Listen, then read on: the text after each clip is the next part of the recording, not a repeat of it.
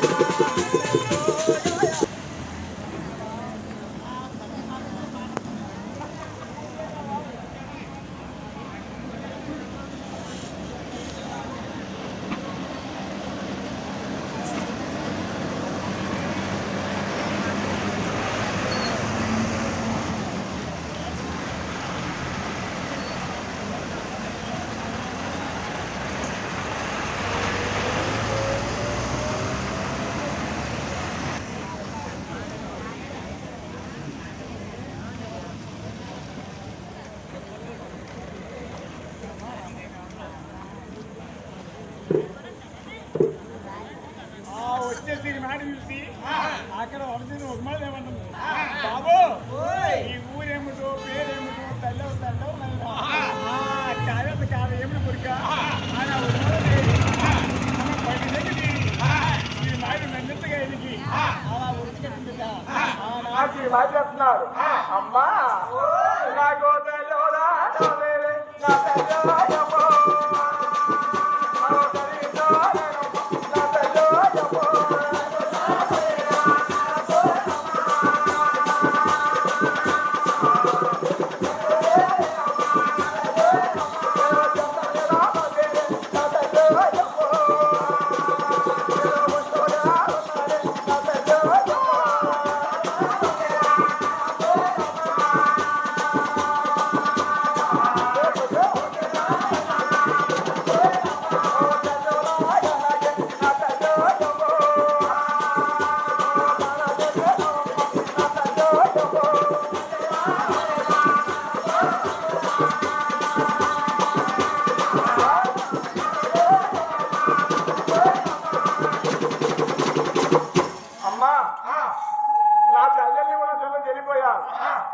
నాకు తల్లి బామంటే నేను పెరగమ్మా తల్లి అమ్మా నాకు తెల్లగా తల్లి వెళ్ళా నేను కూడా నీ వద్దనే నీ కొడుకు తిన్నమ్మా నీ కొడుకునే ఉండిపోతాం తెలియదు ఆయన తిరిగి మాయిస్తున్నాం ఆ ఉస్మాదేవి దగ్గర ఆ మమ్మా చెప్తా ఆనాడు ఉస్మాదేవి అనుకుంటుంది తగిన ఇన్నాళ్ళకి నాకు కళ పెంచడం బాధ నాకు అలా తెలియదు సంతోషంతో అల్లారి బుద్ధిగా ఒక జీవుని పేరు పెట్టుకుని ఆ జీవుని పేరు పెట్టుకుని ఆ ఉమ్మడి దేవి ఆ చీరవజ్రుడిని అతి ప్రేమగా పెట్టుకుంటా ఉంది ఆనాడు చీరవజ్రుడు ఉమ్మడి దేవి దగ్గర అలా పెరుగుతూ ఉన్నారు ఆ కాలం మధ్యన ఆ పొరమ పంచే ఆ కాతరాజు ఆకాశ భార్య ధరణీదేవి అప్పుడు చదివే ఉంటుందా తగిన నాకు భాగవతం ఎన్నేమున్నాయి,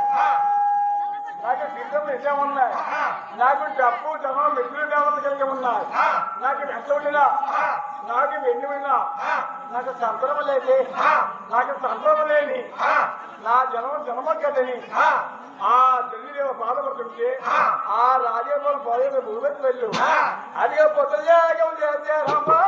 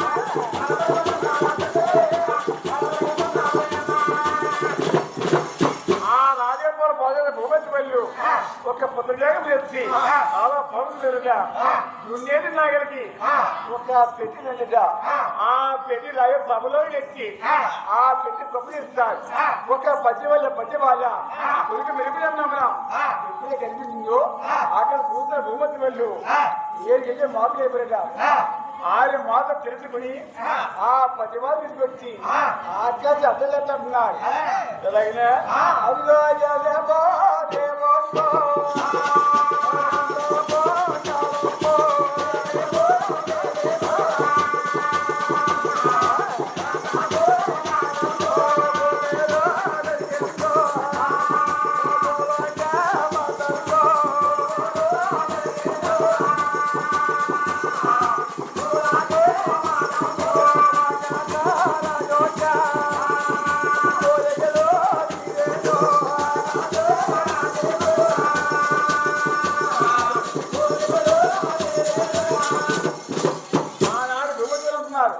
అయ్యా మా రాజేపురం పని చెప్పుకుంటున్నాం మా రాజేపురంలో ఏమి దొరికినా రాజేకి మనం అప్పగలు పెట్టాలి అని ఆ భూమికి వెళ్ళు ఆ 10 మంది తీసుకొచ్చి ఆకాశ అడ్డలేస్తారు ఆనాడు ఆకాశ రాజు ఈనాడు నా పూజేది నాకు సంతానం ఇచ్చిందా అని ఆకాశ రాజు ఒప్పందుకోవచ్చు అలా బ్రాహ్మణుడిగా కొట్టారు ఆయన ఉన్న బ్రాహ్మణ్యములు ఆకాశం సభలోకి వచ్చి అయ్యో రాజుగారు మమ్మల్ని ఖ్యాతి ఉంటే ఖ్యాతి ఏమిటండి అని ఆయన బ్రాహ్మణులు ఉన్నారు ఆనాడు ఆకాశం ఉన్నారు అయ్యో బ్రాహ్మణులారా నాకు భూలోకి మాట ఆ 10 వలను మీ పేరులో ఉన్నారు ఆనాడు బ్రాహ్మణులు జనమారాజ్యం జాతకారించో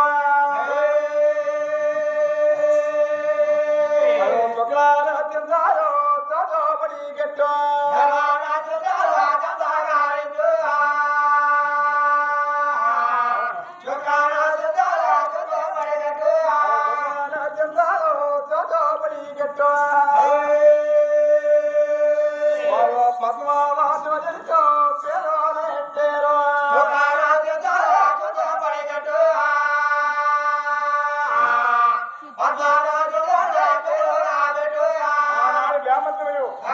జనమతో సభగా నిలిచి అలా పొగలు దూరం పరిగెత్తి ఆ ఆకాశంలో ఒక పదవి పేరు పెట్టారు. ఆ పద్మతి ఆకాశరాజు అలాంటి మంచిగా అది కేవలం పెంచుతూ ఉన్నారు. ఎలాగైనా అది ఒక పాలు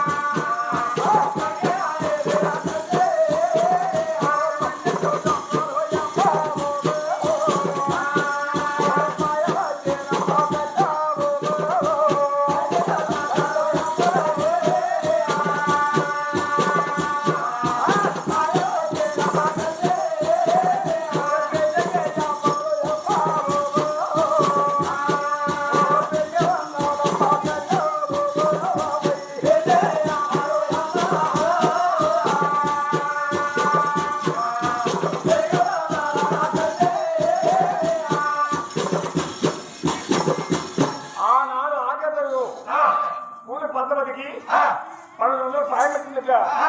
పెళ్లి నీరుగా అలా పెరిగి ఉన్నారు.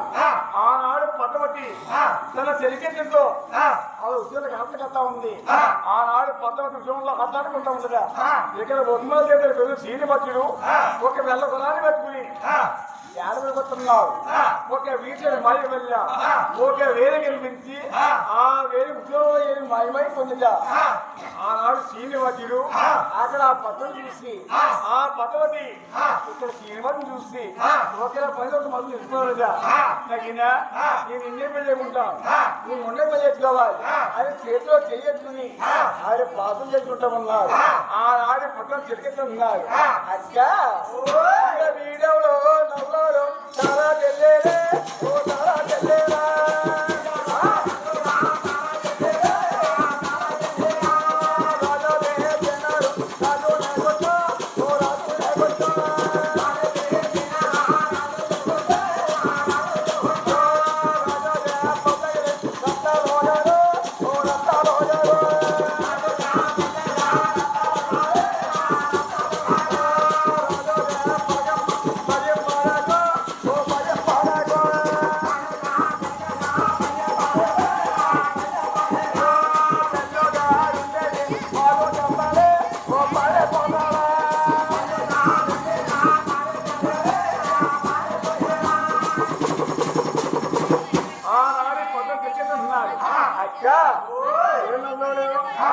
చెయ్యొచ్చుకున్నారు.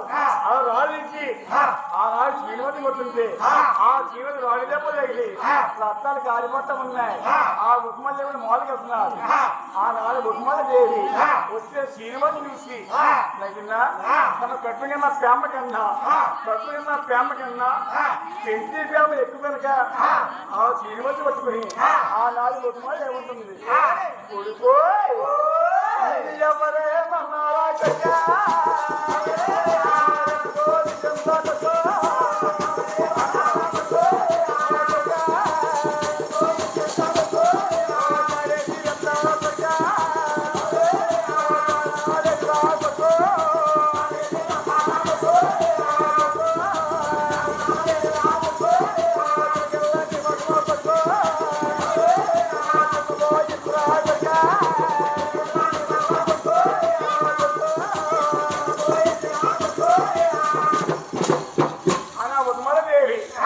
ప్రకృతి ప్రేమ కన్నా పెంచేదా ఎక్కువనక ఆ జీవన కన్నీ చూసి ఆనాడు ఉమ్మడిలో బాధపడుతుంటే అప్పుడు శ్రీనివాసుడు అంటున్నాడు, అమ్మా నన్ను ఎవరో కొట్టలేదమ్మా, నన్ను ఎవరో తిట్టలేదు అమ్మా.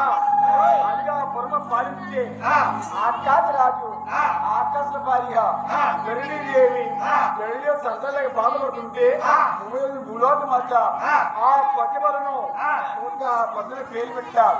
అమ్మా ఆ పద్మతినే నేను ప్రేమించేది తెలిసి ఆ పద్మతిని నువ్వు పెళ్లి చేయవమ్మా అని శ్రీనివాసుడు ఆనాడు ఉమ్మడి దేవి దగ్గర అలా మరొక చెప్తున్నాడు.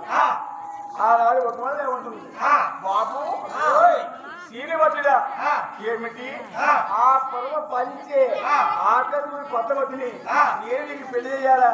బాబు అనుకుంటున్నావు ఆయన అదింటే మహారాజు అయ్యా, అదింటే నా డబ్బున్న వాడు, అది లేని వాడు. మనం తిన్నామంటే అన్నము లేదు, ఉండమంటే సరే భూమే లేదు. మా లాంటి లేని వారికి అలాంటి మహారాజు కూడా మనకి పిల్లస్తారా కొడుక ఇది జరిగే మాటేనా?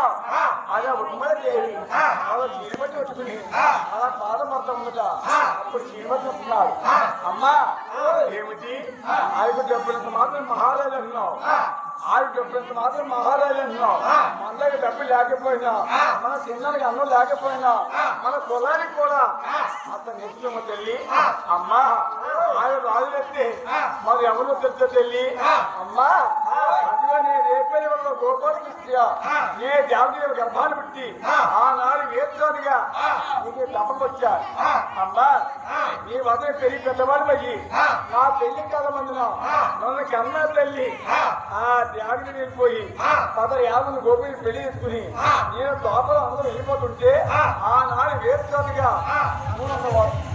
మరిగమ్మ బాబు ఓ తీసుకొస్తా నీకు అన్నా తల్లి ఆ జాబితా నేను వేస్తానుగా నేను పెళ్లి పెద్దవాళ్ళు చేశాను రా.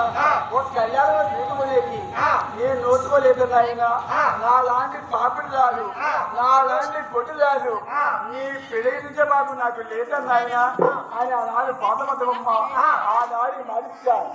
అమ్మా నీ చేతి మీదుగా నేను కళ్యాణం జరుగుతుంటే ముందుల కలిగి పుట్టున్నాయి. ఆ పెళ్లికి ముందు నీకు తాగుపుడి లేకుండా ఒక దేవుగా ఈ వరం ఉండిపోయి ఆనాడు మరిచాను. ఆ నాడికి మాట గురించే ఈనాడు శ్రీనివాసు అద్దలో పెట్టండి అని ఆనాడు శ్రీనివాసుడు ఆనాడు కృష్ణాపురగా పెట్టేట ఆనాడు ఉత్తమాలు ఏమంటుంది, బాబు శ్రీకృష్ణ ఈనాడికి నా కోపు చేతడానికి అంత కష్టాలు పడి నా మొత్తకు వచ్చావు నాయన ఆయన ఉత్తమాల దేవి ఒప్పందు పోచ్చు పిల్లికెత్తి కింద ముత్తాములయ్యి నారాయణపురము అలా పిల్లగార కథ ఉంది. ఎప్పుడు నారాయణపురం పిల్లగార కథ ఉందో అప్పుడు శ్రీనివాసుడు అనుకుంటున్నావు తగిన నా తల్లి కంట నేను ముందు పోయి ఆ రాజు మహిమలు చెప్పి ఆ పద్మతినే నచ్చిన మాత్రం కావాలి ఆయన శ్రీనివాసుడు ఇలా ఎదురు చేస్తున్నారు. ఎలాగినా అది ఒక పురాణ